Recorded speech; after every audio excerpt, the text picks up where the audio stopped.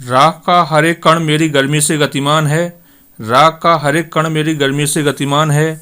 मैं एक ऐसा पागल हूँ जो जेल में भी आज़ाद हूँ, मैं एक ऐसा पागल हूँ जो जेल में भी आज़ाद हूँ। जिंदगी तो सिर्फ अपने दम पर जीती जाती है, जिंदगी तो सिर्फ अपने दम पर जीती जाती है। दूसरों के कंधों पर तो सिर्फ जनाजे उठाए जाते हैं, दूसरों के कंधों पर तो सिर्फ जनाजे उठाए जाते हैं। बम और पिस्तौल क्रांति नहीं लाते, बम और पिस्तौल क्रांति नहीं लाते।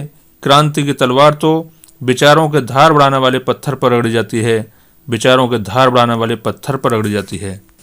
सीने पे जो जख्म हैं सब फूलों के गुच्छे हैं, सीने पर जो जख्म हैं सब फूलों के गुच्छे हैं। हमें पागल ही रहने दो, हम पागल ही अच्छे हैं। मैं केपी सिंह, प्रवक्ता गणित, MGD AIT public school Guhawar Bijnor.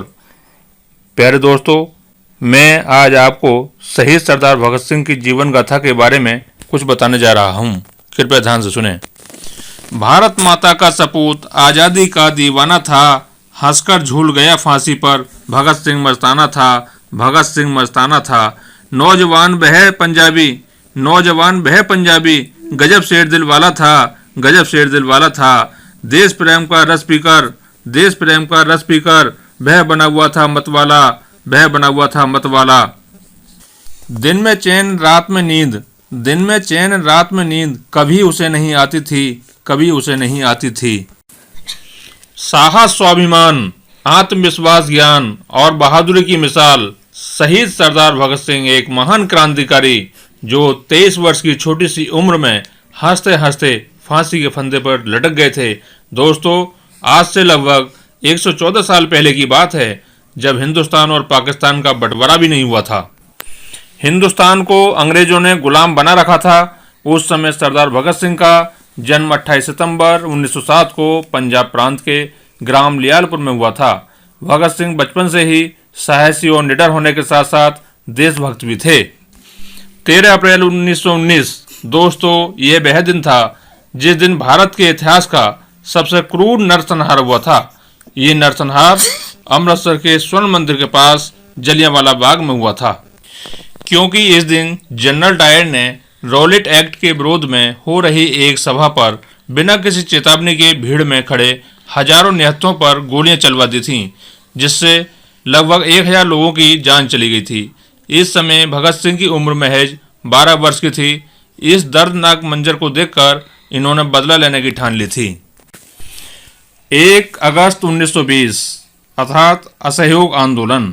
दोस्तों, ये वह दिन था जिस दिन गांधी जी ने असहयोग आंदोलन शुरू किया था।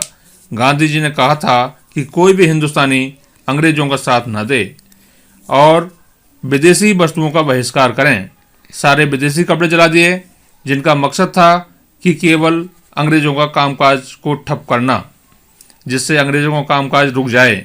भगत सिंह भी इस आंदोलन से जुड़ गए और गांधी जी की मांगों का साथ देते हुए ब्रिटिश सरकार के द्वारा आयोजित किताबों को भी जला दिया। 4 फरवरी 1922 चौरी चौरा कांड। दोस्तों, ये वह दिन था जिसे चौरी चौरा कांड के नाम से जाना जाता है। इस दिन गोरखपुर जिले के चौरी चौरा नामक गांव में पुलिस ने एक जुलूस को जबरन रोकना चाहा, जिसके विरोध में जनता ने थाने में आग लगा दी थी, जिसमें एक थानेदार और 21 सिपाहियों की मृत्यु हो गई थी। इस घटना से स्तब्ध होकर गांधी जी ने अपना असहयोग आंदोलन ये कहकर वापस ले लिया था कि अभी हमारा देश स्वतंत्रता के लिए तैयार नहीं है। तब भगत सिंह ने अहिंसात्मक मार्ग के स्थान पर हिंसात्मक मार्ग को अपनाना उचित समझा और फिर कई जुलूसों में भाग लेना प्रारंभ कर दिया था। कई क्रांतिकारी दलों के सदस्य भी बने। उनके क्रांतिकारी दलों के प्रमुख सुभाष चंद्र बोस, चंद्रशेखर आजाद और राजगुरु जैसे क्रांतिकारी थे। 9 अगस्त 1925 अर्थात काकोरी कांड। दोस्तों, ये वह दिन था जिस दिन क्रांतिकारियों ने संग्राम करने के लिए सरकारी खजाने को लूटने की साजिश को अंजाम दिया था। इस कांड में 4 क्रांतिकारियों को फांसी की सजा तथा 16 अन्य क्रांतिकारियों को आजीवन कारावास की सजा सुनाई गई थी। इस घटना से अत्यधिक क्रोधित होकर भगत सिंह ने 1928 में अपनी पार्टी नौजवान सभा का हिंदुस्तान रिपब्लिकन एसोसिएशन में विलय कर दिया था और उसे एक नया नाम हिंदुस्तान सोशलिस्ट रिपब्लिकन एसोसिएशन दिया था। ये 4 क्रांतिकारियों में पंडित राम प्रसाद बिस्मिल, अशफाक उल्लाह खां, ठाकुर रोशन सिंह और राजेंद्र नाथ लाहिड़ी थे। राम प्रसाद बिस्मिल का फांसी के तख्ते पर पहुंचते समय उनका नारा था कि सरफरोशी की तमन्ना, सरफरोशी की तमन्ना अब हमारे दिल में है, अब हमारे दिल में है, देखना है जोर कितना, देखना है जोर कितना, बाजुए कातिल में है, बाजुए कातिल में है। 30 अक्टूबर 1928 दोस्तों, ये वह भयानक दिन था जब सरदार भगत सिंह ने लाहौर में साइमन कमीशन के विरुद्ध एक विशाल प्रदर्शन में भाग लिया था, जिसमें हुए लाठीचार्ज में लाला लाजपत राय गंभीर रूप से घायल हुए थे। इस घटना से आहत होकर लाला लाजपत राय ने कहा था कि मेरे शरीर पर पड़ी एक एक लाठी ब्रिटिश सरकार के लिए ताबूत में एक एक कील का काम करेगी। 17 नवंबर 1928 को दोस्तों, इस दिन इस महान क्रांतिकारी लाला लाजपत राय का निधन हो गया था। उनके निधन से संपूर्ण भारत गम के माहौल में डूब गया था। लाला लाजपत राय की मृत्यु के बाद उनके साथियों ने ब्रिटिश सरकार को सबक सिखाने के लिए ब्रिटिश पुलिस कमांडर को मारने की योजना बनाई। करीब 4:15 बजे लाहौर कोतवाली पर भगत सिंह, राजगुरु, जयगोपाल और चंद्रशेखर आजाद तैनात हुए तथा पुलिस कमांडर की जगह जॉन सॉन्डर्स को मारने के लिए आगे बढ़े, क्योंकि सॉन्डर्स भी उस हुकूमत का एक मुख्य पात्र था। और फिर भगत सिंह, राजगुरु ने मिलकर सॉन्डर्स को गोली से उड़ा दिया था। इस तरह से इन लोगों ने लाला लाजपत राय की मृत्यु का बदला ले लिया। इसके बाद भगत सिंह ने अपने बाल और दाढ़ी भी काट लिए थे, जिससे उन्हें आसानी से पहचाना न जा सके। 8 अप्रैल 1929 असेंबली में बम फेंकना। दोस्तों, इस दिन सरकार के द्वारा असेंबली में मजदूर विरोधी बिल पारित किया जा रहा था, जो भगत सिंह, बटुकेश्वर दत्त को बिल्कुल भी मंजूर नहीं था। इसलिए उन्होंने असेंबली में बम फेंकने का निर्णय किया और उन्होंने असेंबली में बम फेंक दिए एवं किसी की जान लेने के उद्देश्य से ये बम नहीं फेंके गए थे, बल्कि ब्रिटिश सरकार को बिल पारित करने से रोकने के लिए फेंके गए थे। इसके बाद उन्होंने देखा कि हमारे जीवन से ज़्यादा हमारे देशवासियों की जान है, जिसमें उन पर और अत्याचार ना हो सके। इसलिए भगत सिंह और बटुकेश्वर दत्त ने इनकलाब जिंदाबाद के नारे लगाकर अपने आप को गिरफ्तार करवा दिया था। और भगत सिंह ने देखा कि जिस जेल में हम दोनों को रखा गया था, उसमें उनके प्रति अन्य ब्रिटिश कैदियों की अपेक्षा बहुत भेदभाव किया जा रहा था। जैसे सोने के लिए जमीन पर सोना, रसोई घर का काफ़ी गंदा होना, रसोई घर में कॉकरोच, चूहे आदि देखे जा रहे थे और पढ़ने लिखने के लिए उचित इंतजाम नहीं किया गया था, जबकि अन्य कैदियों को पूर्ण सुविधा थी। ये देखकर भगत सिंह ने कहा कि कानून सबके लिए बराबर है, तो हमारे प्रति भेदभाव क्यों किया जा रहा है। इसलिए उन्होंने खाने न खाने का प्रण किया। 14 जून 1929 भूख हड़ताल का दिन। दोस्तों, इस दिन को भूख हड़ताल के नाम से भी जाना जाता है, क्योंकि इस दिन सरदार भगत सिंह और बटुकेश्वर दत्त ने भूख हड़ताल कर दी थी। अंग्रेजों द्वारा उनकी भूख हड़ताल भंग कराने के लिए उन पर कोड़े बरसाए जाते थे और ठंडा पानी डाला जाता था। पीने के लिए पानी नहीं दिया जाता था। पानी के स्थान पर उन्हें गर्म दूध दिया जाता था। कुछ दिनों के बाद उनके बाकी साथियों को भी गिरफ्तार कर लिया गया और लाहौर जेल में शिफ्ट कर दिया गया। ये सब देखकर उनके अन्य साथियों ने भी भूख हड़ताल शुरू कर दी।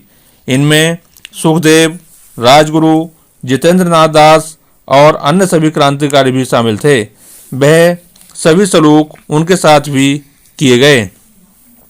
न जाने पर वह किस मिट्टी के बने थे, वे कमजोर नहीं पड़े। 13 सितंबर 1929 दोस्तों, इस दिन हमारे महान क्रांतिकारी स्वतंत्रता संग्राम सेनानी जितेंद्र नाथ दास की भूख हड़ताल के कारण मृत्यु हो गई थी, क्योंकि उन्होंने 63 दिनों तक कुछ नहीं खाया था। इस समय उनकी उम्र महज 24 वर्ष की थी।